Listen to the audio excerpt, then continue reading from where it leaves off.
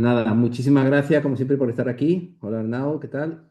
Y casi todos sois conocidos, así que nada, sobran las presentaciones. Que la idea del webinar de hoy fue por algo que, por algo que me ocurrió a mí y que se pasa un poco en Volvio. Os cuento un poco. Yo, no sé si sabéis, como lo digo tantas veces, que soy biólogo y soy psicólogo. Soy, soy un poco fraude porque yo soy botánico y psicólogo social y me dedico a la neurobiología y la psicopatología. Pero la verdad es que, bueno, siempre me interesó mucho todo el tema de los sistemas de redes, cómo funcionaban los ecosistemas, ¿no? Y, y la idea que tuve yo cuando empecé con el tema del apego y todo esto, ¿no? Y todo el tema de, que ahora hablaré de esto, todo el tema de Parkour y demás, fue el darme cuenta de la relación que podía haber entre la biología y la psicopatología. Para mí eso ha sido lo que yo creo que como profesional y con el Parkour ha sido como más impactante, ¿no? Encontrar ese puente entre lo que es la neurobiología y lo que puede ser la psicopatología y cómo ciertas áreas cerebrales, si se activan unas, se desactivan otras, o cómo se puede funcionar como un sistema que esté pues mal, ¿no? Como cualquier ecosistema que esté mal. Y entonces yo siempre, y sigo intentándolo, por supuesto no lo he logrado, pero sigo intentándolo, encontrar ese link, esa puente entre la neurobiología y la psicopatología. ¿Y por qué os cuento esto? Porque Bowlby, de que hablamos tanto, en los años 60, 70, consiguió encontrar ese link entre la etología y la psicopatología. ¿Por qué os cuento esto? Porque Bowlby era una persona que tuvo muchísimos traumas. Él estaba muy traumatizado. Él contaba que de pequeño su madre solo la veía a las 5 de la tarde para tomar el té. Él vivía en la isla de Skye, no sé si conocéis Escocia. La isla de Skye es una isla que ahora tiene un puente, pero antiguamente que veía en barco. Si Escocia está aislado, eso está más aislado todavía. Hay focas. Yo voy ahora, voy allí, me voy mañana a Escocia. Y entonces una situación tal, su padre era de la Marina, era una persona con mucho patrimonio, entonces le cuidaba una nani. Y cuando él tenía 5 años, la nani lo abandona y le dio un ataque de pánico. Y él siempre recordaba esa sensación de pánico cuando la nani la abandona. Y la relación con su padre fue muy complicada. Entonces era una persona con mucho sufrimiento, era una persona muy sensible, pero al mismo tiempo una persona muy curiosa. Y una de las anécdotas de la vida es que, si no recuerdo mal, era Carl Lorenz. Carl Lorenz veraneaba en la isla de Skye. Entonces eran muy amigos y hablaban mucho. Os recuerdo que Carl Lorenz era el que se iba con una pipa andando y los patitos cuando salían del huevo le seguían a él en vez de seguir a la mamá. Entonces, lo que fue revolucionario en Volvi fue darse cuenta de algo que ahora nos parece obvio, pero que en aquel momento era revolucionario. Y es que él plantea que el comportamiento de los animales en la infancia se podía reflejar en los bebés humanos. Esto ahora nos dice, "Bueno, pues claro, pero en aquel momento de verdad que era revolucionario, porque había dos grandes escuelas.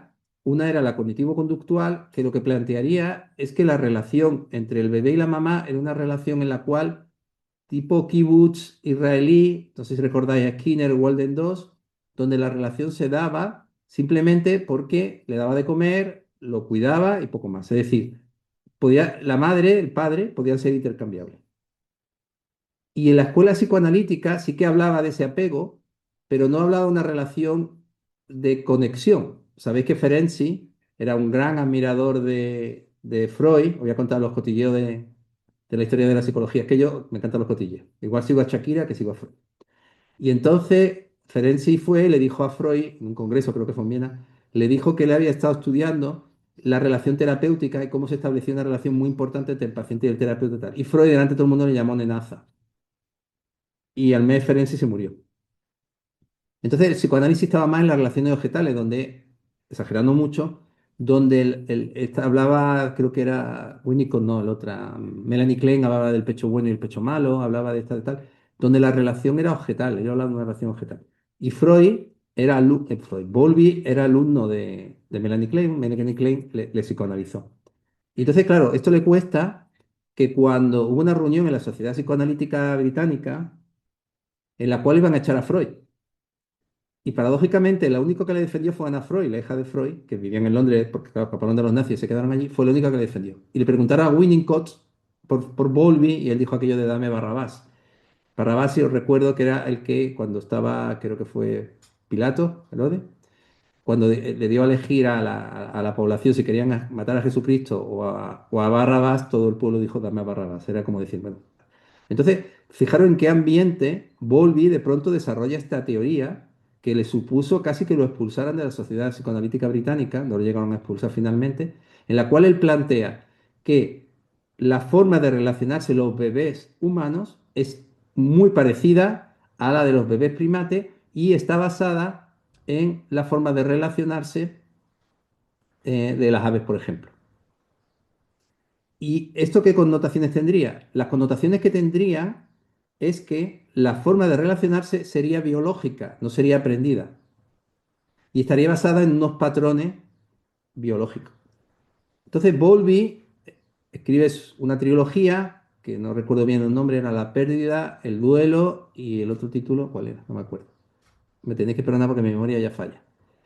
En el cual el primer volumen, 50 años después, sigue siendo la Biblia del apego y sigue siendo unos libros súper interesantes para entender de apego. El primer volumen se dedica solo a hacer estudios etológicos, donde él va hablando de un montón de especies y de cómo esas especies se relacionaban con sus papás y él va haciendo paralelismo con la relación que tienen los humanos con sus mamás, los bebés humanos, por supuesto. Tanto es así que sabéis que él puso un anuncio en el periódico buscando a alguien que le ayudara, que buscaba un becario, una becaria, y Mary Ainsworth le contestó en el periódico y se puso a hacer estudios con él porque también le interesaba mucho el tema del apego. Entonces, ¿qué ocurre con Mary Ainsworth? Que Mary Ainsworth es la que diseña el estudio de la situación del extraño. Es considerado uno de los 5 mejores estudios de psicología del siglo XX. Y hace este estudio de una forma práctica porque Bowlby era un gran teórico. Pero lo que os quería contar es que a Mary Ainsworth, su marido era militar, y ella se va a Uganda con el marido. Y cuando está allí se pone a estudiar las tribus africanas, descubre que los niños de las tribus africanas se comportan exactamente igual que los niños ingleses. Claro, para ellos esto fue otra conmoción. A día de hoy sabemos que el apego es universal y es biológico. Pero para ellos era como, oye, que sí, que esto funciona. Es decir, que los niños en Uganda se relacionan con sus mamás igual que los niños en Inglaterra. Y que si hacemos la situación del extraño, los niños en Uganda reaccionan igual que los niños en Inglaterra.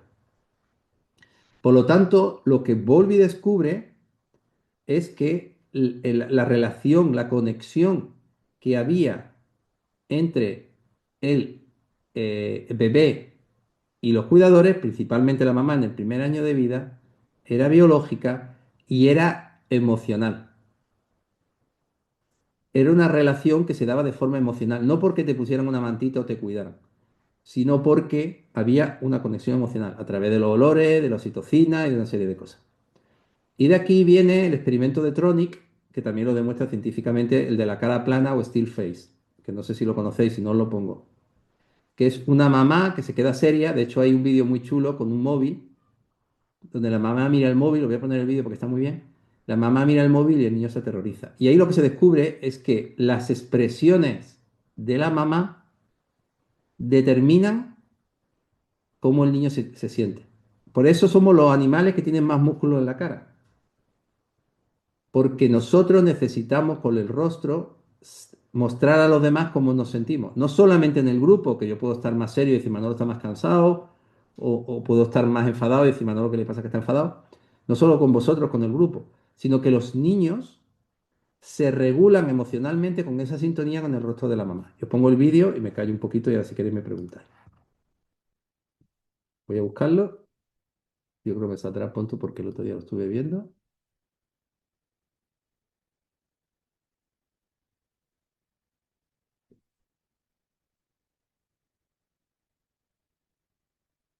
Y es un vídeo que yo creo que deberían ponernos a todos los padres. Bueno, yo ya lo de padre me viene viejo, pero para los abuelos. A ver si lo encuentro. Aquí está. No sé si tiene sonido, creo que no, pero igual voy a ponerlo con sonido.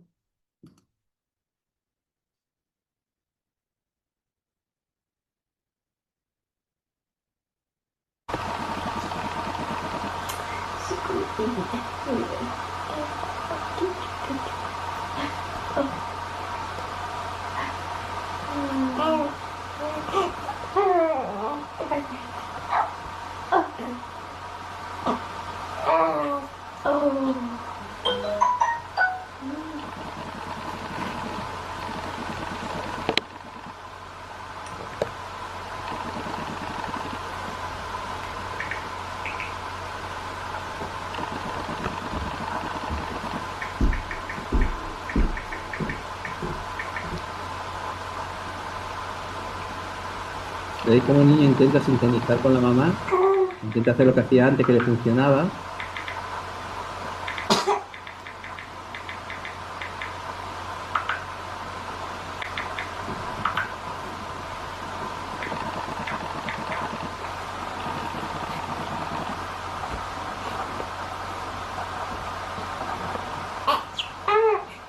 Fijaros cómo el niño se está moviendo constantemente, intenta tener una motilidad, pero la sensación que le va a empezar a venir es de inmovilización, con lo cual ahí viene el trauma.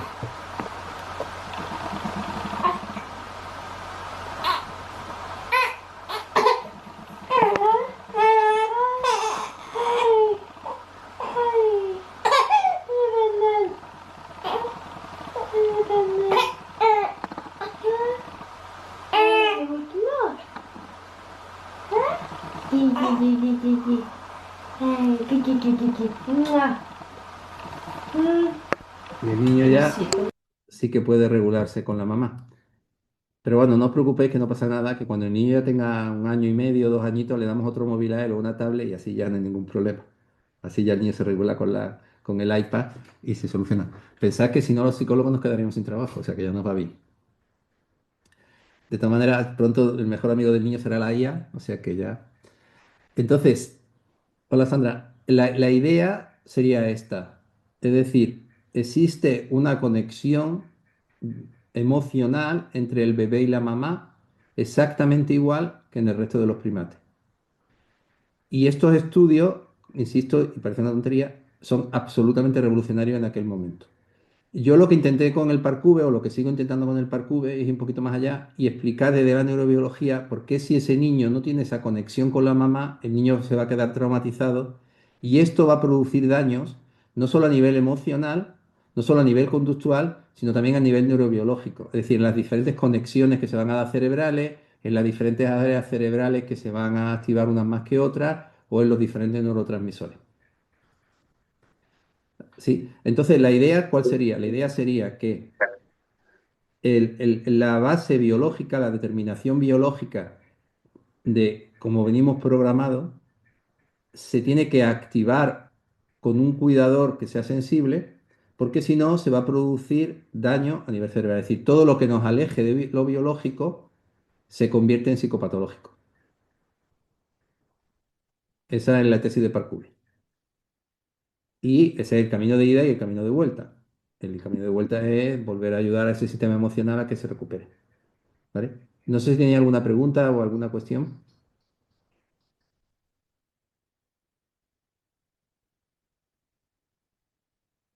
Bueno, os voy a poner un vídeo de Harlow. Sí, dime, Sandra. ¿No? Bueno, a mí que me encanta que me preguntéis porque no me gusta dar clase. Os voy a poner un vídeo de Harlow. Henry Harlow ahora hizo unos experimentos con monos muy famosos. Esos experimentos ahora están prohibidos, ya no se permiten. Pero igual, en aquel momento no había internet, no había móviles y Harlow y Bowlby se escribían cartas y se iban conociendo. Una cosa que no os he comentado de los libros de Bowlby y de su experiencia, ya os comenté que él bueno, tuvo una infancia muy traumática. Su padre quería que fuera militar. Él se apuntó a la Armada Inglesa, a los 6 meses lo dejó, igual que Darwin. Él escribió una biografía de Darwin porque él admiraba mucho a Darwin, igual, una persona muy sensible. Bueno, todos sabemos cómo revolucionó la historia de la humanidad, ¿no? Con el libro del origen de la especie. Y entonces Bowlby hace medicina, contrario a lo que quería su padre, y Bowlby empieza a trabajar en orfanatos. Y ahí es donde él empieza también a valorar que quizás, y además tenía un libro sobre adolescentes problemáticos en Inglaterra, con la Segunda Guerra Mundial a los niños se los llevaban a granja. No sé si habéis leído la biografía de Oliver Sacks, os la recomiendo. Oliver Sacks Sí. escribe El hombre que confundió a su mujer con un sombrero. Él recuerda como uno de los momentos más traumáticos de su vida cuando lo separan de sus padres en Londres porque estaban bombardeando a los nazis y se lo llevan a una granja en la afuera. Entonces, estos niños cuando volvían, a veces los padres morían y todos los niños se quedaban huérfanos, él estudia a estos niños y estudia las reacciones de estos niños. Y cuenta un ejemplo que a mí me ayudó mucho con Parcube, como niños que si sus padres iban a verlos más o menos semanalmente, cuando le daban muñecos para jugar como si fueran familia, ellos jugaban con los muñecos. Pero si los padres no podían ir porque lo habían abandonado, porque habían muerto, le pegaban a los muñecos.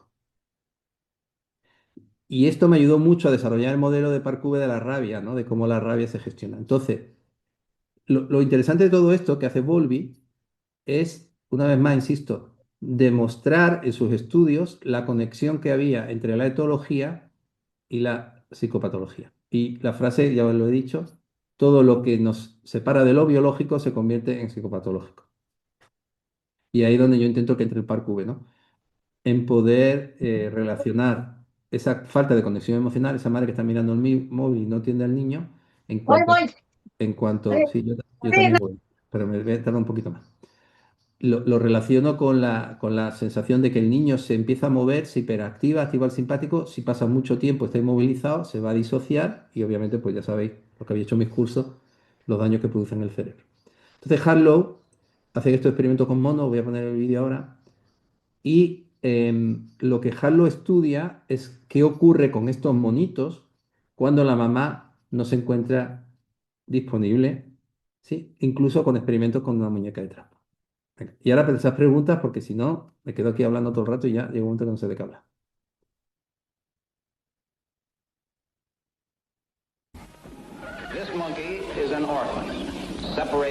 Harry Harlow, un psicólogo que estudiaba a los monos, al que vemos en estas imágenes, se quedó sorprendido viendo lo importante que resultaba para monos pequeños que criaba en una jaula sin contacto con su madre, un pañal o un trozo de trapo que se solía dejar en el suelo de la jaula. Lo que vamos a ver son unas imágenes de una película realizada en 1961 que describe las experiencias de Harlow y que tiene ya un valor histórico. Fijaros qué está haciendo el mono ahora. Chuparse el dedo. ¿Qué hacen los niños cuando tienen mucha ansiedad? Se chupan el dedo. Eso también lo aprendí de Bowlby. El chupete, el 80% del tiempo, solo leí en Bowlby. El 80% del tiempo los primates se pasan el tiempo en chupando el pezón de la madre, pero no están comiendo, se están regulando. Y por eso a los niños le damos chupete y le damos biberones. El chupete cumple una función igual que en cualquier primate. Obviamente no queremos al niño todo el día colgado de la teta, pero el chupete sustituye al pezón y le regula. Por eso ya sabéis todo lo difícil que es quitar el pezón al niño. Lo interesante es que este bebé que no tiene mamá se está chupando el dedo. Por lo tanto, si vemos niños que se chupan el dedo, podemos inferir que no está viendo una madre que sea, como diría Winnicott, suficientemente buena. Harlow observó, como estamos viendo, que el monito protestaba con enorme viveza e intensidad cuando, para limpiar la jaula, se le sacaba ese trozo de trapo. Era como si los monitos establecieran Estamos hablando de que el mono se enfada si le quitan el trozo de trapo. relaciones estrechas con esa tela.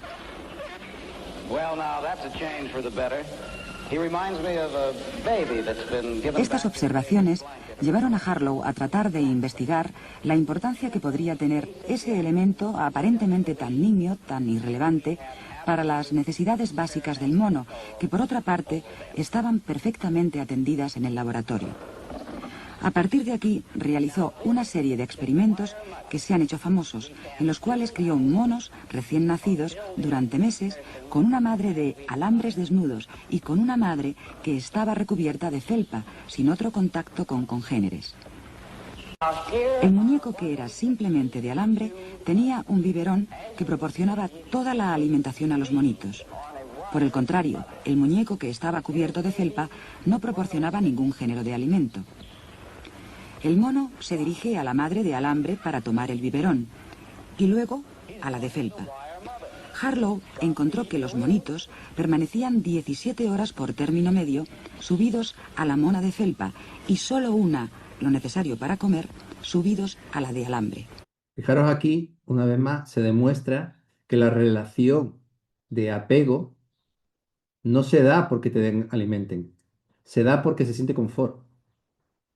Claro, esto acaba con todas las teorías que había cognitivo-conductuales de que la relación se establecía por alimentación o por cuidado. Aquí se da por confort. Me voy hacia lo que me produce una sensación similar de calor o de contacto, si queréis. Y también nos conecta con la importancia no solo de hablar con los niños y mirarlos, sino de tocarlos, de hacer piel con piel, de tener contacto físico. Porque el tálamo, os recuerdo que integra las sensaciones corporales, integra los sonidos e integra la vista. Y por eso le hablamos a los niños como si fueran tontos, los tocamos y los movemos, los mecemos. Si no mecemos a los niños, el líquido vestibular no funciona bien y da problemas también en el desarrollo del tálamo. Y les miramos y jugamos con ellos. Porque esto es lo que produce un desarrollo del tálamo y por lo tanto de toda la integración tálamo-cortical, todo lo que va a ser el desarrollo posterior a nivel emocional y a nivel conductual y todo el proceso de identidad y personalidad. Por lo tanto, el muñeco, el mono no busca a quien le da de comer, lo busca cuando tiene hambre. Pero el 90% lo pasa con el muñeco de peluche, que lo único que le da es conexión física.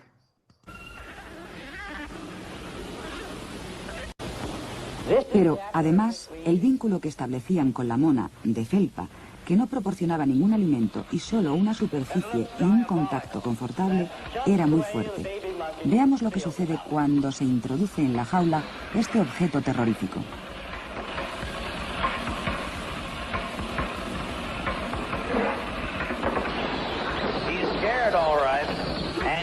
El mono corre a su madre de felpa y de ella obtiene la seguridad y la protección que necesita. Es más, la mona de felpa constituye una base segura que le da confianza y le permite amenazar al intruso, como una auténtica madre.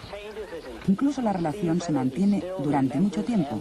Este mono, ya más grande que los anteriores, aunque todavía joven, ha estado separado de su madre durante 6 meses sin verla nunca, y de esta forma tan expresiva le manifiesta su cariño al encontrarse con ella. Otra cosa importante, este mono no ha tenido una madre, pero las conductas son como si hubiera tenido una madre, la besa, la toca, tal. Es decir, el ser humano no nace como una tabla blanca, una tabula rasa, como una tabla en blanco, sino que venimos con conducta instintiva, que ya lo explico siempre en los cursos. Por lo tanto, aquí también se demuestra que el monito tiene unas conductas que son instintivas, que son innatas. No somos tabula rasa sobre las que se escribe, no todo es aprendido, mucho es instintivo. La conducta que tiene con la muñeca de trapo sería la que tuviera con una madre real si lo hubiera tenido alguna vez que lo habrá tenido. Bueno, que lo ha tenido habrá lo suficiente para detectarse o ni eso.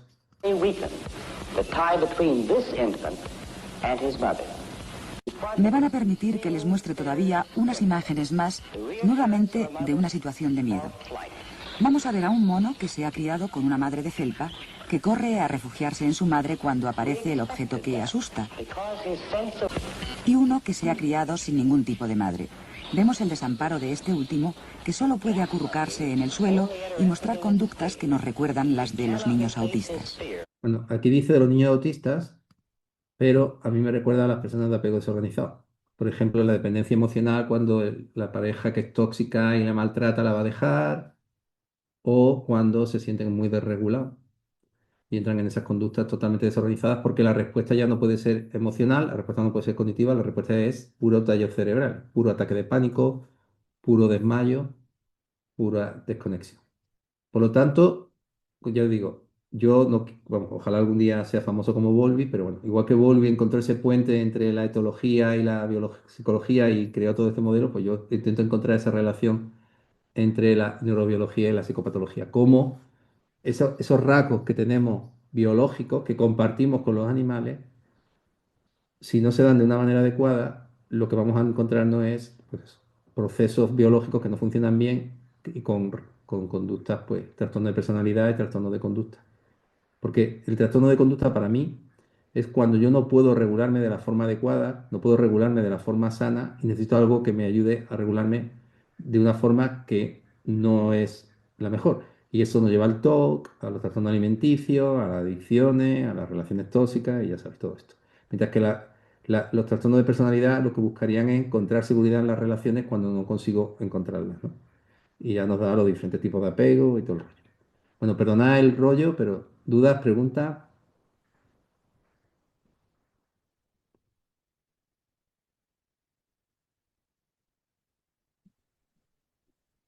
Buenas tardes, Hola, mi Tania. nombre es Tania y más que dudas y preguntas, porque es un tema que ya está clarito y demás, pues simplemente compartir mi experiencia con mis hijos y sobre todo con mi hija pequeña. Yo conozco las teorías de Bowlby desde el siglo pasado, que fue cuando empecé con la psicología. Y soy una de esas personas que intento aplicar en mi vida ciertas cosas.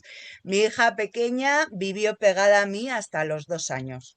O sea, pero en una bolsita, la llevaba todo, o sea, en una hamaquita, la llevaba a todos los sitios. Mamó hasta los 4 años porque era imposible quitársela. Y luego, según ha ido pasando, ha ido en su desarrollo evolutivo, pues tomando su independencia y pues ir soltando de la madre. Decir, la verdad es que la relación que tengo ahora, que tiene 17 años, es muy bonita, Qué bien, la que tengo enhorabuena. con ella. Y yo como soy una hembra mamífera, la cuidé pues como una mona. Yo la Qué bien. tenía, estaba todo el día, además que era una niña, además muy exigente. Y fue pues una forma de querer transmitir a mis hijos el poder tener un apego seguro que yo no había tenido en mi vida. Claro. ¿Sabes qué ocurre, Y Tania? Que también esto nos lleva a otro tema, que es muy diferente del tema de hoy, que es la conciliación, ¿no? O sea, la responsabilidad que ponemos sobre las madres, porque la tenéis, en el tema de tal, claro, cómo desarrollas tú tu faceta como madre con tu faceta mm, profesional, por ejemplo, ¿no? Claro, no puedes estar allí con el niño colgado de la teta pasando consulta. Pero es cierto que, bueno, que nos da para otro tema, pero es sí, cierto que es el otro papel de la tema que madre, tiene que ver con muchas cosas. Yo creo que sí, en este tema el feminismo ha perdido en vez de ganar. O bueno, sea, en vez de conseguir más tiempo para que la madre pueda estar con el niño, han dado tiempo que en realidad muchas veces fíjate que yo no siempre se cuento una tenía. anécdota. Yo estaba en Pamplona dando una charla de temas de padre adoptivo y entonces comenté que el papel de la madre era más importante que el del padre el primer año de vida. Y alguien me respondió y me dijo, me estás ofendiendo. Claro, ante Mm, un razonamiento me estaba dando algo emocional. Si yo me disculpo delante de todo el mundo, pues claro, pierdo toda la autoridad. Pero sí, bueno, entonces creo que fui prudente y lo hice bien y le dije, bueno, esas son mis estudios, esos son los artículos, los libros que yo he leído, pero si usted tiene alguna referencia bibliográfica que difiera de esto, me la envía, por favor, que estaré encantado de estudiarla. Claro, se quedó callada, no habló más y todo el mundo dijo, bueno. Pero lo De que voy hecho, es es que que, el primer año no se reconoce como un ser externo a la madre. claro, Y decía Shore que el cerebro del niño y el cerebro de la mamá, el primer año solo hay un cerebro. solo hay un cerebro, Entonces, sí. claro, yo entiendo que se puede valorar esto como algo de decir, joder, que tío más retrógrado o no sea desconstruido, lo que sea. Pero es que el primer año de vida, la biología del bebé y la biología de las mamás es estar con el niño. Mi Es ex estar con el es niño, sí. pediatra y a los 4 meses pues se tuvo que incorporar y yo tuve la suerte de poder quedarme con mi hija, porque yo tenía las mañanas libres y ya cuando venía por las tardes le decía, me voy al trabajo a descansar un rato. Pero tuve esa suerte, Mm. pero la relación que establecen con su madre y la que hacía conmigo era completamente distinta. Entonces, bueno, te agradezco el aporte, pero en fin, nos lleva a temas muy interesantes. Y sí, yo también creo que os han engañado, porque hacéis lo que hacen los hombres más lo que hacéis las mujeres. Y aquí ha dicho una Pues sí, cosa, es que al final sí que es algo fisiológico a nivel hormonal, a nivel de supervivencia, porque obviamente el apego y la oxitocina es para la supervivencia del niño, pero también tenemos que tener claro que el niño se genera con lo que nosotros le aportamos. Y sí, lo que su pasa que, cuerpo no cambia y llega a ser independiente hasta la madre, suelen ser ciclos de 7 años, más claro, o pero fíjate menos. que a lo mejor un niño que sea más nervioso, a lo mejor no, y va con lo que preguntaba Julio, un niño que sea más nervioso, a lo mejor ese apegarse no lo llevaría bien. Porque va a ser un niño que va a necesitar más explorar, va a ser un niño que va a necesitar más despegarse, porque tiene esa inquietud. Y preguntaba a Julio, no recuerdo bien la pregunta, pero bueno, más o menos, ¿qué se puede esperar de una madre no suficientemente empática con su hijo o ausente emocionalmente con esto? Bueno, el problema de la psicología es que partiendo del mismo sitio, llegamos a dos sitios completamente distintos. Sí, es una divergencia evolutiva. Es decir, partiendo dos hermanos con la misma madre que hacen lo mismo, uno le sale drogadicto y el otro le sale que estudia en la NASA. Lo que vamos a encontrar es que dependiendo de si es varón o hembra, dependiendo de la trayectoria evolutiva, dependiendo de que haya otra figura de apego, dependiendo de muchos factores, pueden irse cuanto más extrema sea la madre, a un extremo muy evitativo o a un extremo muy ansioso.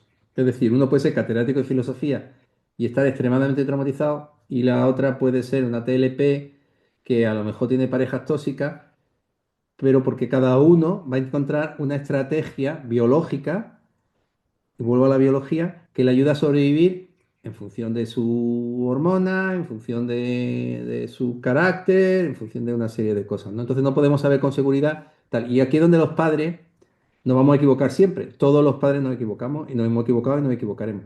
Pero el apego seguro no es no equivocarse, es darse cuenta de lo que el niño está necesitando y nosotros Necesitando. corregir nuestra conducta. Porque cuando el apego se hace inseguro, desorganizado, es porque el niño se tiene que hacer un sobreesfuerzo para escaparse de lo biológico. Y lo Mm. biológico es conseguir confort. Así que muchas gracias, Tania. El tema es Y que enhorabuena. en un tipo de apego de estos tienes que tener un equilibrio entre en el dejar explorar. O Claro, sea, eso voy. tienes que darles A eso voy. Es espacio que, para por que puedan ejemplo, explorar sabiendo que tienen claro, un sitio seguro o una alguien persona segura, hablaba. un apego seguro Yo hice una donde charla ir. sobre tal en Facebook hace años, cuando ya Facebook empezaba a ser un sitio que daba miedo, y entonces no sé qué me preguntó una chica de México que qué opinaba del colecho, y dije, no me gusta tal, pero bueno. Bueno, me iban a comer, me llamaron de todo, o sea, que me quitaran el título, que me denunciaran al colegio de psicólogo y todo, y la pobre chica se le ocurre decir, Manolo solo ha dicho que no le gusta, bueno, se le iba a comer a ella también, claro. Y era eso, de que es que el hacer colecho no es garantía de estar haciendo un buen apego. ¿Me explico? Ni dejar al niño haciendo No, duermete niño como yo le hacía a mi hija mayor y a la pequeña, y yo creo que la pequeña todavía eso lo lleva a cuesta, no es garantía de hacer un buen apego. No es garantía, porque va a depender de muchos factores, de la necesidad del niño de conseguir autonomía, de la necesidad del niño de regularse. de tal. Entonces no es blanco o negro, o hago colecho o no lo hago, o a qué edad quito el colecho. Depende del niño, depende de la madre y tal. Y va a contar una anécdota, yo que como no voy al terapeuta, pues ya hago terapia con vosotros. Mi madrina, que era como mi segunda madre, era la hermana de mi abuela, ella me contaba que le quitó la teta a mi tío, que era notario, con pan migado en café, con 5 años. Claro, antiguamente no existía la píldora, no había tal, entonces se alargaba mucho la lactancia para no quedarte embarazada. Porque mientras estaba generando leche, la prolactina no permite que se produzca la ovulación, en la mayoría de los casos, ¿no? Algún caso hay que sí, pero la mayoría no. Y claro, yo decía, joder, me hubieran quitado a mí la teta con pan migado ya cuando estaría, pan migado en café. Ya cuando estaría un niño de 5 años, que ahora es, imagínate dónde está. Pero lo que voy es que quizás ese periodo tan largo de lactancia permitía ese apego seguro, ¿no? Del que estamos hablando, en muchos mm, casos. Así que nada, muchas gracias. Dime, Joana, gracias. me dice Julio que qué aconsejaría a una madre que Hola sea noble, Manuel, que se relaje, que es muy difícil, y que tenga paciencia. Dime, Joana. gracias. Bueno, hablando sobre este tema, precisamente en la biología, el bebé humano, según yo entendía, nacía con esta necesidad de succionar, de mamar. Sí. Claro, es uno de los reflejos Eh, primitivos, sí. Ajá.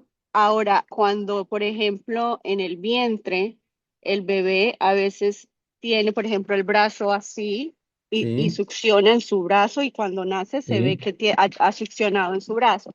sí. Y esta es una pregunta personal. En el caso mío, yo en las ecografías salía que estaba succionando en mi pulgar y al nacer permanecí succionando en el pulgar y así por muchos años, ¿no?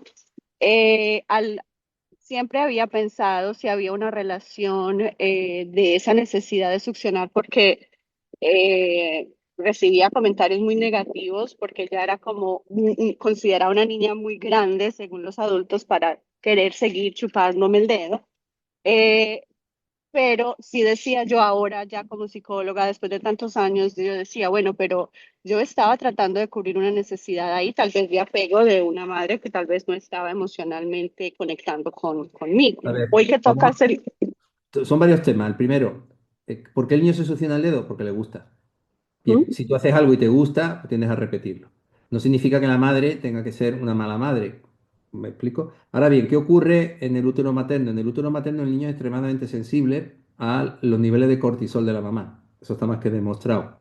Yo no sé si tuviste un embarazo, un Ujú, embarazo con ujú. mucho estrés, el niño sentía ese estrés y se autorregulaba pues chupándose el dedo, tal. Y cuando nace, pues se sigue chupando el dedo y tal. No lo sé, no tengo ni idea. Porque en psicología vuelvo a lo mismo. Son modelos deductivos, no son inductivos. No podemos saber, porque si fuera por madre embarazada que tienen estrés, todos los niños se chuparían el dedo. Y ocurre, pues cada uno es diferente, no lo podemos saber. Quizás fuera que el niño se chupaba, le gustaba, salió y lo siguió haciendo, y era una costumbre que costaba quitársela. O quizás pudieras tener más estrés en el útero y el niño tal, o las dos cosas. No tengo ni idea. No lo podemos saber. Ya, ahora, después de que, Ahora, perdona que te ah, interrumpa, Joana. Si vemos al niño que con 6 meses ya se puede evaluar el tipo de apego del niño, con seis ajá, meses, la situación del extraño, y esto es muy importante, se hace con niños de 1 año de edad con la madre, no con el padre. Se hace con niños de 1 año de edad, tal. Y hay una correlación del 80% del tipo de apego que van a tener toda la vida. Que ese apego, insisto, pues un niño puede ser más evitativo y una niña puede ser un poquito más ansiosa. Y no pasa nada. Pero con el primer año de vida ya podemos evaluar el tipo de apego. Si nosotros vemos que el niño se chupa el dedo, pero tiene un apego seguro con la mamá, pues ya está, no pasa nada. Pero si vemos que el niño se chupa el dedo, pero sí está teniendo un apego desorganizado con la mamá, estamos en un círculo vicioso en el cual la mamá se desregula porque el niño se chupa el dedo y el niño necesita chuparse el dedo porque la mamá está desregulada. sí, Entonces, sí. normalmente ayudamos a las madres, o sea, cuando me decía el compañero que hacemos con una madre noble, ayudarla, que se regule, que se relaje. El mayor, y esto lo puse también en Facebook y me llamaron racista y fascista y de todo. En un libro que se llama, eres mexicana, eran varios, Ruff y algunos más, apego, no me acuerdo cómo se llamaba, la teoría del apego o algo así. Bueno, y decía que el mayor factor de apego desorganizado es la pobreza. Y claro, yo lo que estaba diciendo era que había que invertir en la seguridad social, en recursos sociales, en trabajadores sociales que puedan ayudar a esas mamás para que puedan regularse con los niños. Porque tienes 3 niños, tu marido te abandona y te pone a limpiar escaleras, a ver quién hace apego seguro. Pero bueno, como aquí nadie se escucha tal. Entonces voy a lo mismo. Si la mamá se desregula, desregula el niño se desregula y desregula a la mamá. Y la mamá actúa como una caja de resonancia negativa. No como alguien que produce un apego seguro, sino como alguien que ante el malestar del niño la madre reacciona mal, entonces no tengo ni idea, Joana, de qué pasaba, pero podemos evaluarlo con el método Odisea de mis amigos de Chile o con tal. Podemos evaluar el tipo de apego y ver si el niño tiene un apego desorganizado y qué está ocurriendo en esa interacción. Ahora con cualquier vídeo te graba y después lo mira y ver qué está pasando cuando tú reaccionas. Pero no hay una relación causal de mi niño se chupa el dedo y tiene un apego desorganizado. Tendríamos que irme un poco qué está pasando, porque es como si el niño, las niñas que se masturban con la almohada con 5 años. No es que sean perversas sexualmente, es que si te tocas con la almohada, pues te gusta y lo repites. Y tiene que decirle a las niñas, Claro, niñas, que hay visita, no te frotes con la almohada, ¿no? claro, sí. Entonces, no lo sabemos. Y os quería comentar también, y ahora voy contigo, Sandra, hay un libro que ya se ha muerto de Jane Goodall, que da también para otro webinar, que se llama Una ventana al mundo o algo así. Y es una preciosidad de libro porque es un libro sobre el apego en chimpancés. Y entonces ella habla de todos los chimpancés que tenía allí en Combe y cómo lo va tal, y todos empezaban con la F, Flow, Flynn, tal, bueno. Y te habla de cada uno de ellos y cómo bebés chimpancés hembras que eran de apego seguro, porque el Flow, la matriarca, estaba muy bien.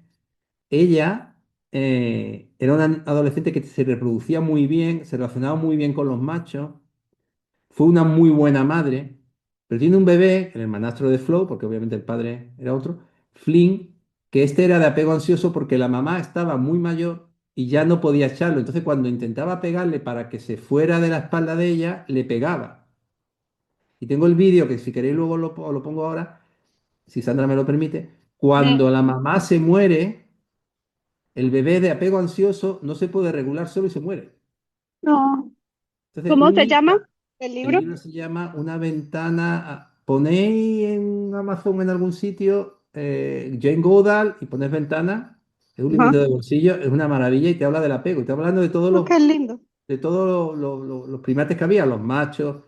Bueno, ya os cuento que los machos, la evolución sexual de los machos es una película de miedo. Se empiezan regulando, pegándole a las hembras, después le pegan a otros machos y después llegan hasta. O sea, los chimpancés adolescentes se empiezan a entrar en la adolescencia pegándole a otros machos. Y había hembras que se comían a las crías de otras hembras.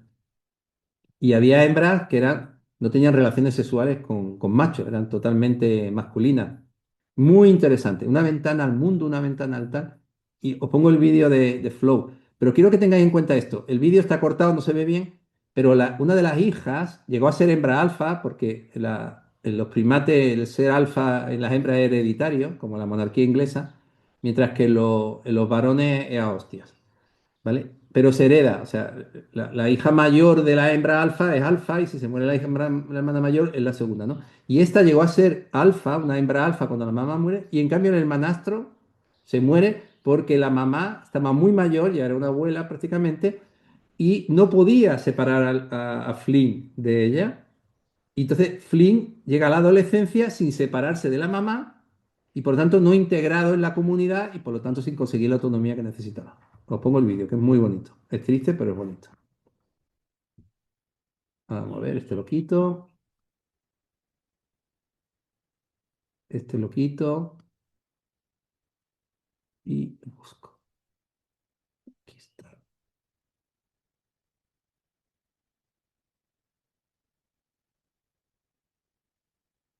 Tengo la mala costumbre de ponerle estos dos vídeos y claro, cuando voy a buscarlo no lo encuentro, lógicamente. A ver dónde tengo a Flo. Ah, si alguien lo ve, que me lo diga, por favor. Muerte de Flo. Aquí está.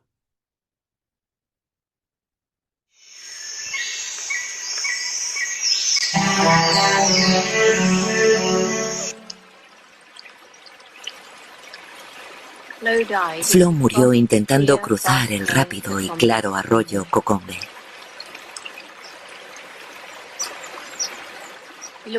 Parecía tan llena de paz. Era como si su corazón hubiera dejado de latir de repente. Flint se sentó en la orilla del arroyo junto al cadáver de Flo.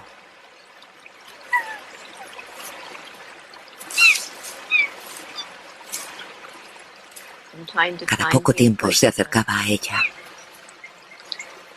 como rogándole que le aseara, que le reconfortara como siempre había hecho a lo largo de su vida.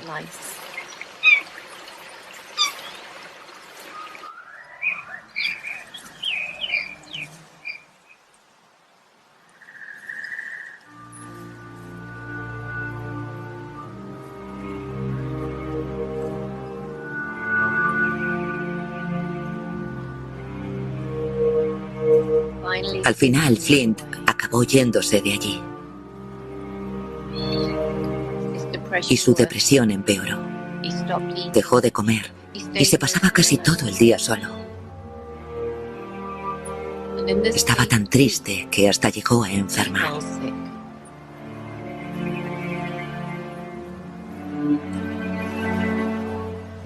Parecía que sin su madre no tenía ganas de seguir viviendo. Unas 3 semanas después de la muerte de Flo, Flint también murió.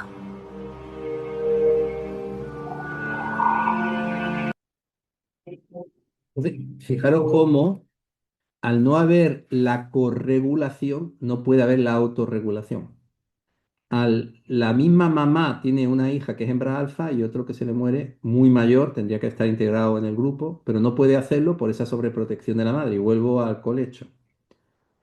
Es decir, ¿dónde está la línea entre ser buena mamá y sobreproteger? ¿Dónde está la línea entre dar independencia y abandonar? ¿No? Y claro, y sobre todo hay que entender que lo que produce el apego inseguro desorganizado es cuando no me estás dando lo que yo necesito. Si a un niño le gusta el ajedrez y lo pones a jugar al fútbol, va a hacer un desgraciado. Si a un niño le gusta el fútbol y lo pones a jugar al ajedrez, va a hacer un desgraciado. Es decir, es ver qué necesita cada uno en función de el carácter, en función de las hormonas, en función del tal, ¿no?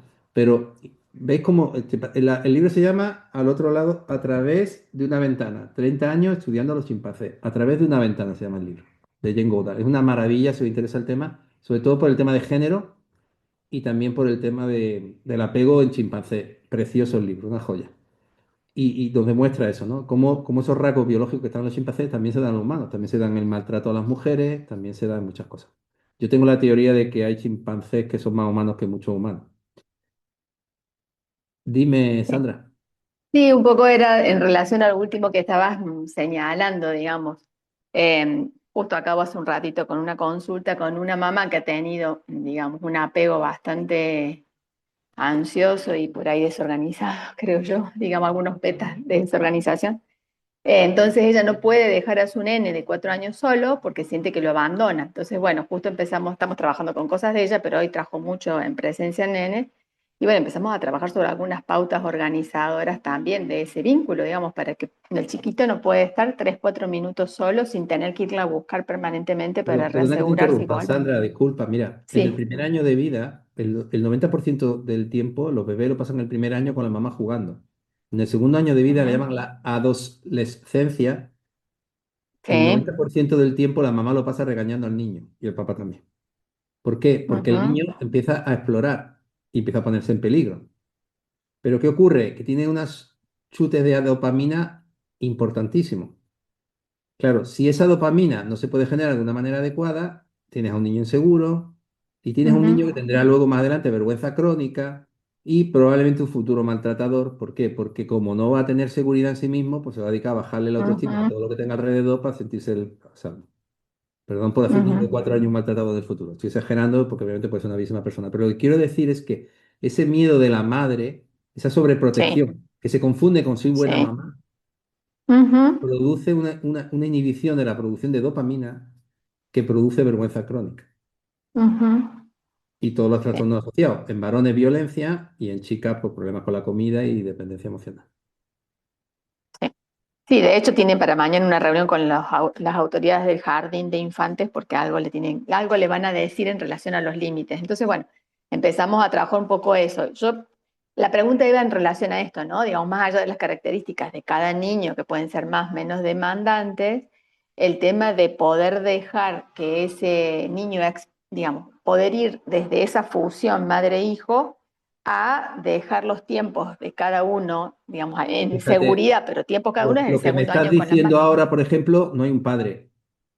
A lo mejor sí hay un padre, No, pero hay un padre que está todo el tiempo ocupado en trabajar nada más. claro, está ausente, o sea, no está físicamente Ujú. o está ausente Ujú. emocionalmente. ¿Por qué? Porque el primer Ujú. año de vida, el padre tiene un papel fundamental el primer año cuando empieza esa exploración, donde el padre hace un Sí. juego más brusco, lo que llaman en inglés rough play, donde el padre lo que va a regular es el simpático, es decir, va a regular la capacidad de Ujú. intensidad emocional. Y hay un autor que escribió un libro de diferencia, Frank de Waal, que estudia primates también, y él dice que situaciones en las cuales no hay un padre, le hace un macho alfa, se da en Ajá. las chicas trastornos límite de personalidad y en los varones trastornos antisociales.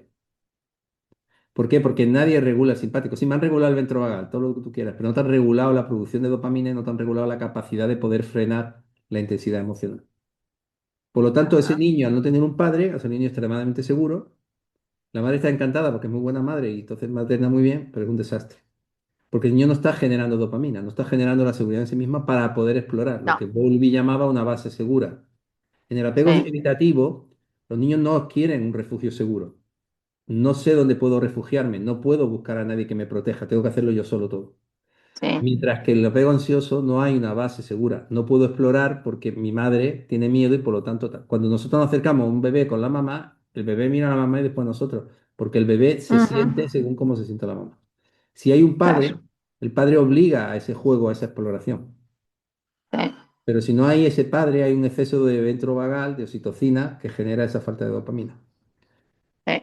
Bueno, esto se va a grabar, se va a poner públicamente, así que si me quitan el título de psicólogo, me cancelan en las redes y tal, y dejáis de hablarme, lo comprenderé perfectamente, porque me tengo que deconstruir, pero ya es que ya me pilla viejo. Estoy en ello, pero todavía no lo he conseguido.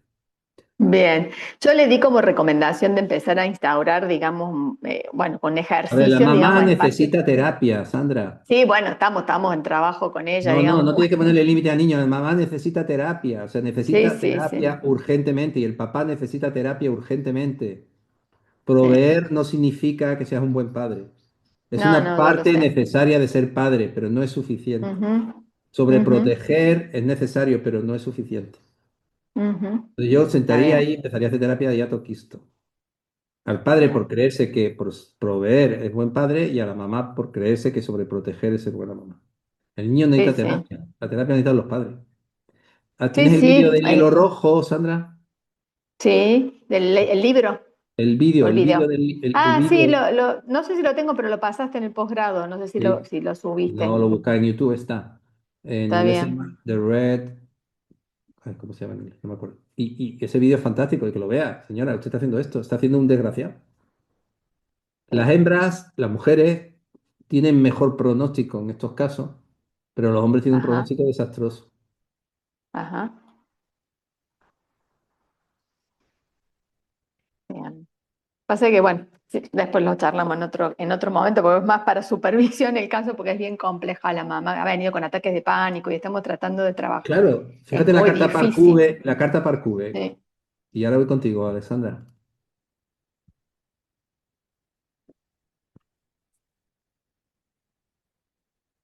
Hoy he tenido un momento gravísimo. Estoy a punto de preguntarle a ChatGPT si se lo pasaba mejor conmigo que con otros consultantes. Digo, madre mía, estoy yo como en la película de Her. Qué horror. En fin, estoy muy falto de apego. Nosotros diseñamos esta carta, yo se la indiqué a la chica para que la dibujara, esta carta. ¿Qué ves ahí? La mamá que está ensimismada con una situación de ansiedad, de pánico, y los nenes intentando calmarla. ¿Y cómo están los nenes? Asustadísimo. Aterrorizados. A ver quién genera Ujú, dopamina ahí. ujú, ¿Quién explora? seguro. Sí, Así sí. que yo cogería esa carta con el papá, con la mamá y empezaría a decir terapia a los padres urgentemente. Bien, Que bien, no es bien. criticar a los padres, mucho cuidado, ni es vital. No hay que victimizarlos. Los padres hacen lo que saben y lo que pueden. Sí, Pero tienen que sí. darse cuenta que tienen una responsabilidad y que no te pueden traer después el niño con 16 años cortándose o con atracones o maltratando y que se pongan las manos en la cabeza. Estamos a tiempo, se puede perfectamente ayudar a ese niño, pero que hay que explicarle a la mamá que si ya está bien, el niño va a estar bien. Alexandra, dime, perdona. Ah, buenas tardes, Manuel. Vieras que tengo una mamá igual que Sandra, en esa misma línea, súper ansiosa, pero el niño está diagnosticado con TEA grado 1 y el padre no acepta el diagnóstico. Entonces, la Vamos mamá a ver, recibe, perdón. El ser TEA es mi opinión, ¿eh? Y podéis no estar de acuerdo y a lo mejor no tengo razón. Pues yo soy como ChatGPT, lo que no sé me lo invento. Tener TEA está basado en unos síntomas, con unos rasgos, que son A, B, C y D. Pero ¿cómo sabes que es TEA genético y no es un trastorno de personalidad adaptativo en un apego desorganizado donde el niño se adapta, pues no vinculándose o alejándose? Entonces, yo estoy de acuerdo con el papá, no sé si es TEA o no es TEA, pero que sea TEA o no sea TEA no me dice absolutamente nada del niño, porque no sé por qué el niño tiene esto.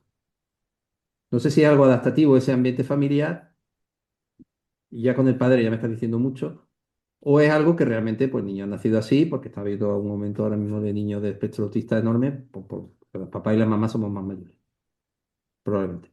Entonces, hay que primero evaluar si el actuar de ese modo tiene una ganancia, es adaptativo en ese entorno familiar. ok, Y a partir de ahí, porque ¿qué puede ocurrir? Puede ocurrir que el niño de la paciente de Sandra sea un niño asustadizo que esté todo el día pegado a la falda de la mamá. Pero puede ocurrir que el niño de tu familia sea un niño que ha aprendido a no vincularse y si no siento, no sufro. ok, Entonces el niño de ella está en un apego ansioso donde no se puede separar y el tuyo está en un apego evitativo donde no quiero vincularme porque cuando me vinculo sufro. Y cuando tiene ok, 20 años y decimos que tiene TDAH adulto o que tiene altas capacidades o que tiene un TEA, yo lo que veo es una personalidad esquizoide. ok. Entonces, es muy difícil, como la psicología tiene modas, pues ahora todos son TEAs. Yo lo veo en el grupo de la Asociación del Trauma, no paran de preguntar sobre los TEA. Hace un año no preguntaba, 2 años no preguntaba nadie de los TEA, ahora todos somos TEA. Yo probablemente soy TEA, bueno, seguro. De hecho, en Córdoba, en Argentina, había una apuesta sobre si era autista o no era autista. Asperger. No sé quién ganó. Entonces, hay que entender que ser tendencia al apego evitativo a una personalidad más es adaptativo en ese ambiente familiar. Y hay muchos niños que nacen con estas características y hay que ayudarlos, estimularlos y todo. pero hay mucho que es adaptativo en un ambiente familiar. Y se va al síntoma, pero no se entiende o no se busca la raíz. Y repetimos el mismo error que lleva repitiendo la cognitivo-conductual desde que la creó Watson y compañía. Que no sé si sabías que a Watson se le murieron 8 hijos, se le suicidaron 8 hijos, creo que fueron. Sí, porque él tenía un libro donde a los niños no había que besarlos, no había que acariciarlos, había que ponerle normas, tal, tal, tal. Tuvo 12 hijos y se le suicidaron 8. Hablando de apego. No sé. Listo. Está ChatGPT, pero se suicidaron un montón. Sí. A Castilla del Pino se le suicidaron 4. Entonces, hay que entender esto. Al menos estamos en una charla de Parcube, y yo sé quién la da, y no tengo por qué tener la razón, pero yo sí que os pido, por favor, y como biólogo, ¿no? Ir más allá del síntoma. Entender qué está pasando. Si un bosque se quema mucho, hay que entender si es que hay un pirómano, si es que está habiendo un cambio climático, si es que hemos hecho una reintroducción de especies que no son las adecuadas.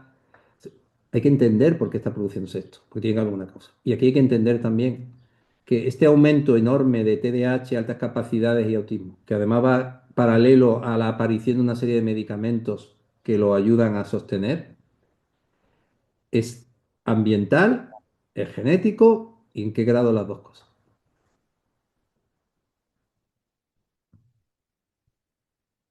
Bueno, ahí os lo dejo para que reflexionéis.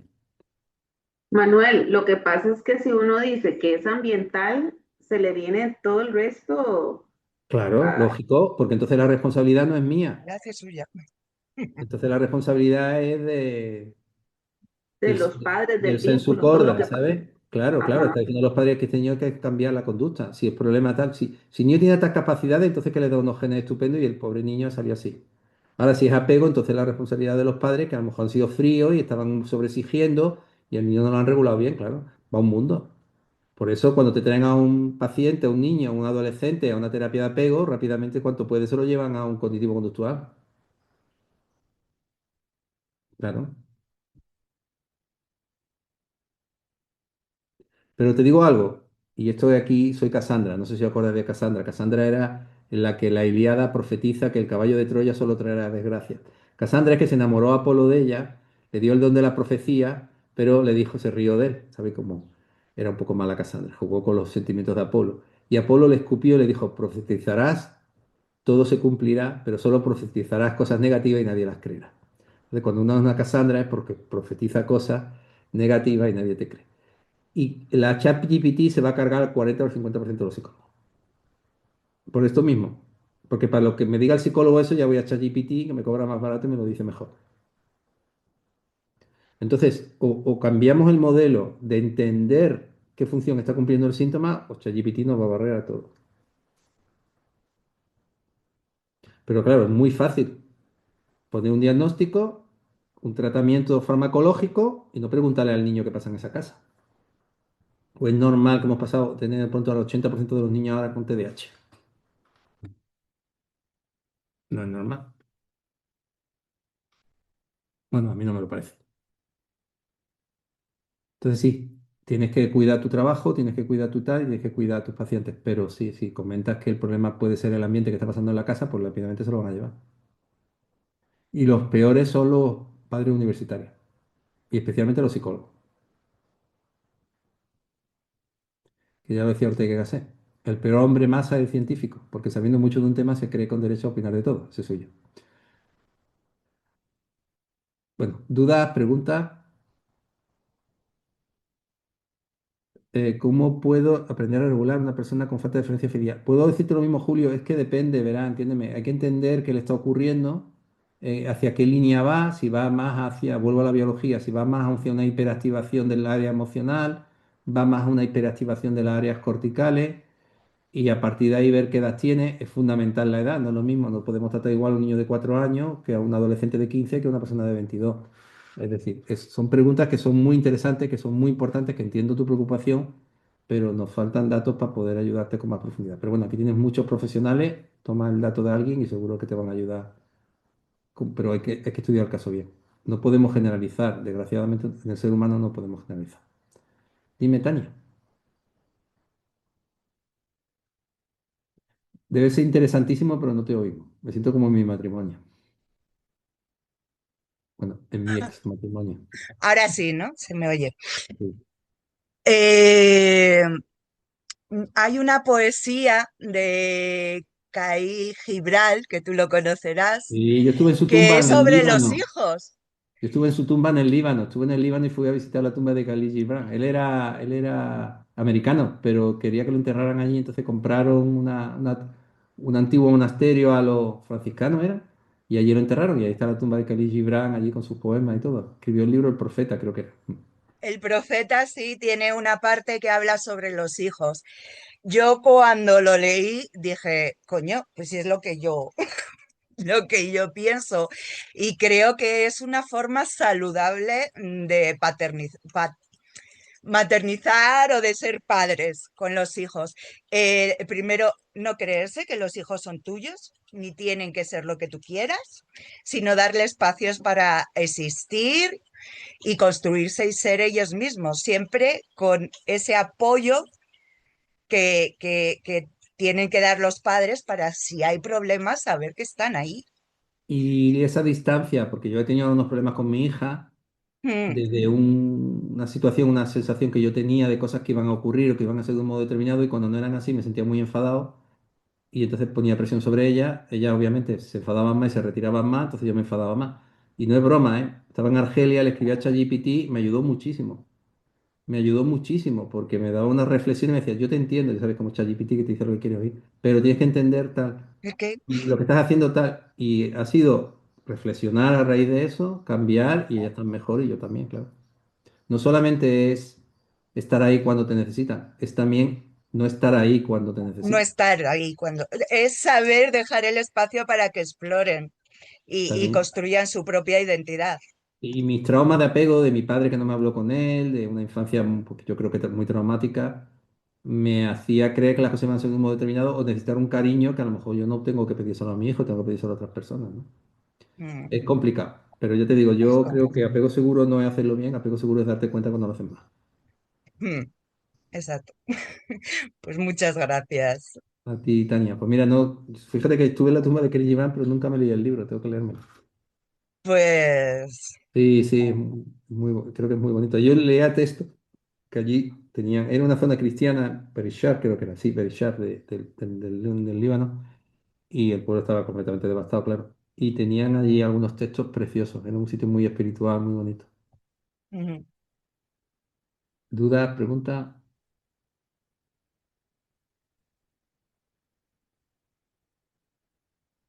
Ah, me dice Fernanda que ya estamos en la hora. Fernanda es mi función ejecutiva, así que nada, daros las gracias como siempre y sobre todo a Fernanda porque es la que organiza todo esto y es la que está detrás mía para que esté a la hora.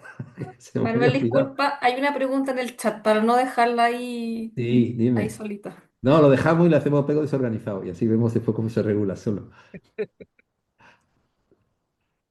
Dime la pregunta. Ok,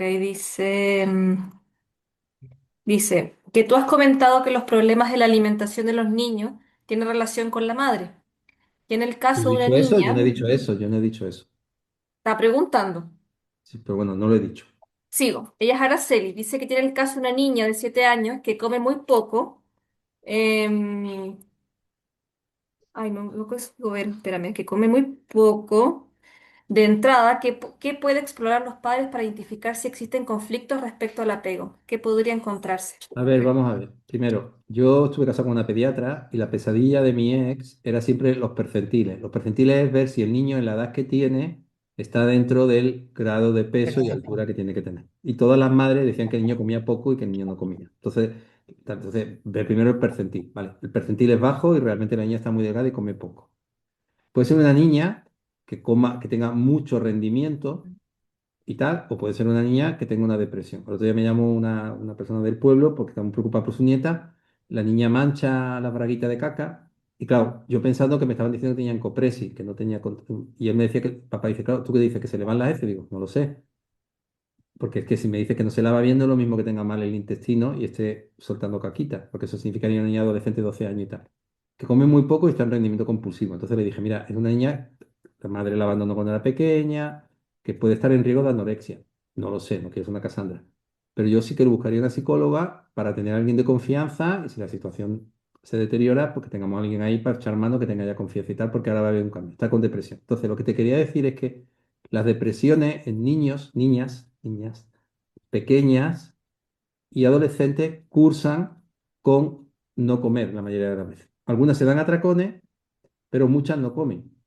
Y todas las anorexias empiezan con una depresión. Entonces, habría que evaluar si esa niña tiene depresión. ¿Y cómo sabemos si tiene depresión? ¿Tiene amigas? ¿Juega? Eso te lo van a decir los profesores en 5 minutos. Es una niña que está obsesionada con el rendimiento escolar, es una niña que está obsesionada con las actividades extraescolares. Son unos padres que están obsesionados con el rendimiento escolar y con las actividades extraescolares. Yo exploraría, porque puede ser un inicio de depresión. También puede ser un colapso dorsovagal. Ya sabes que la laringe se bloquea y entonces hay miedo de atragantarse y los niños no comen. Hay que explorar. Pero si la niña está en el percentil, la niña es una niña que juega, que tiene amiguitas, que entra, que sale, que tal, que se pone, se peina, se pone sus coletitas, que le gusta jugar, que llama a sus amigas, pues yo no me preocuparía mucho. Ahora, si la niña es una niña que es triste, que no juega, que es retraída, que tal, pues exploraría. ¿En qué grado? Pues una cosa que tenga depresión y otra cosa que tenga un colapso dorsovagal. La depresión es muy grave, un colapso dorsovagal es extremadamente grave.